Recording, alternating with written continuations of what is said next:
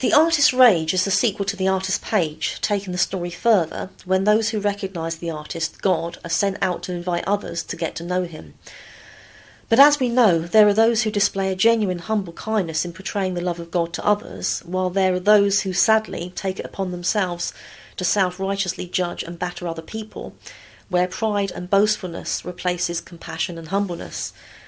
The artist's rage tells us of the consequences of the attitude that has misrepresented the artist and made him unattractive to know. The Artist's Rage by Debra Rufini. The artist, so grateful and so recognised, stood as he thanked them and their opened eyes. Well done for never a doubt for a stage, you never believed my lead slipped on my page. The artist sent the honoured and privileged few to love one another as I have loved you.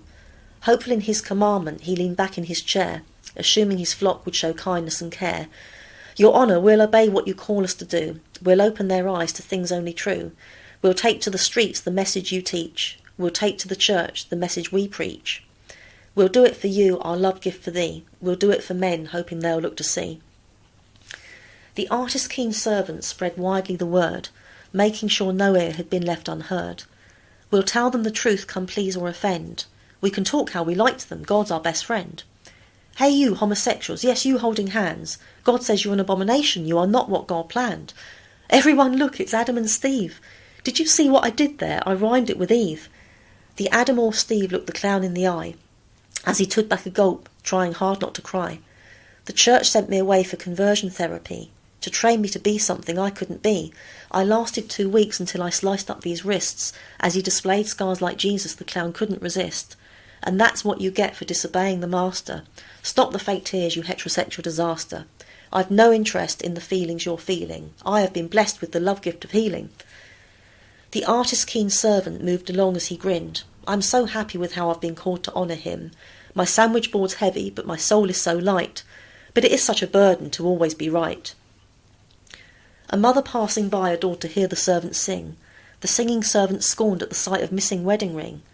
Nor will the fornicators inherit the kingdom of the Lord. The distressed mother's baby cried at the petrifying sandwich board. The mother gulped back tears as she bravely began to explain. You have no idea, you horrid man, of my suffering and pain. This little girl has brought me all the joy I've ever known. I tried your God, but his PR had cast too many stones. The mother ran off crying as she held her baby close. Don't you know it's whores like you who will inherit hell the most? The servant removed his sandwich board as he prayed for all to hear. Thank you, Lord, that I am yours, while the others have you to fear. An atheist had overheard the servant's boastful claim. What makes you certain God exists, let alone knowing his name? The servant, proud by his reply, refused an explanation. All I can say is when you die, expect a confrontation. The atheist sincerely asked how disbelief could believe. The servant showed his sheer delight in what was up his sleeve. Your heart is filled with rebelliousness, where you're too blind to see. There's no such thing as disbelief. Bow down on bended knee. The atheist laughed the biggest laugh. Your Jesus myth has found you. The servant's God would not be mocked. The evidence surrounds you. The master's flock approached the servant with their joyous tear-filled eyes. We've won so many hearts for him, they've come to recognise that the artist's fine scrawl, after all, was never here by chance. No pencil slipped on paper, as we all knew from the start. Before the flock continued with how they had displayed love, the servant interrupted, like an angry boxing glove. You didn't judge and damn them for all eternity. The master didn't tell us to, he just wanted them to see. I mocked 2 homosexuals, I called them Adam and Steve. I made a fornicator cry and told an atheist to believe. It doesn't sound like you've done much with this wishy-washy love. The master told us to shape their vision, take my other boxing glove. Don't you remember back in the studio, when we first found the artist's gift? We were the ones who saw it while the others had it dismissed.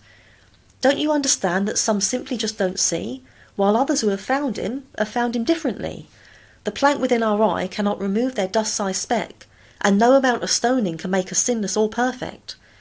We know it's not the case at all of others adamantly not receiving. Sometimes it's as simple as them genuinely not believing.